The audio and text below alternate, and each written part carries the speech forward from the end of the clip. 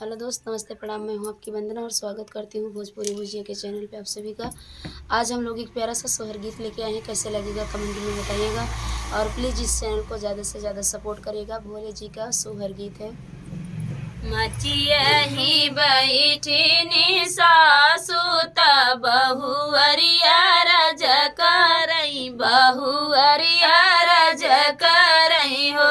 सासु चल तू ना शिव के मंदिलवा त शिव के मनाइती त शिव के मनाइती हो। सासु चलत्यू ना शिव के मंदिलवा त शिव के मनाइती त शिव के मनाइती हो। आगे आगे चले हैं सासु त पीछवा के बहुअरी त पीछवा के बहुअरी हो। भोले खोली देता अपना मंदिलवा पूजन हम करबई मंगन छु मंगब मंगन कुछ मंगबई हो। काऊ बेटी तुम ही जड़ई ब्यूत के थुआ नहवाई ब्यूत के थुआ नहवाई बिऊ बेटी के थुआ के भोगवा लगाई ब्यूत कवन मांगन मांगा ब्यूत कवन मांगन मांगा बिऊ हो।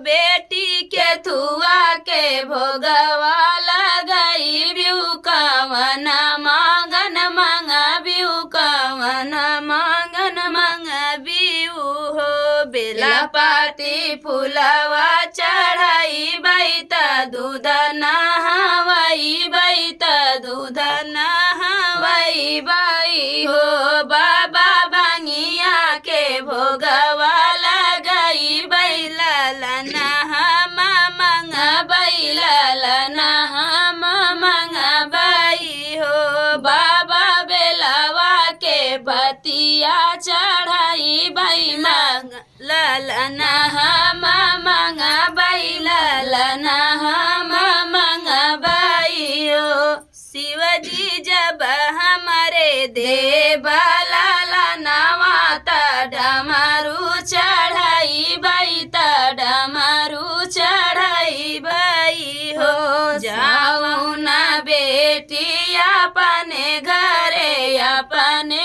सजन घरे अपने सजन घरे हो। बेटी आजू के नवाए महीनावा न तोहरे होई आई गणेश तोहरे होई आई हो। बेटी आजू के नवाए महीनावा ललन तोहरे होई आई गणेश तोहरे होई आई हो।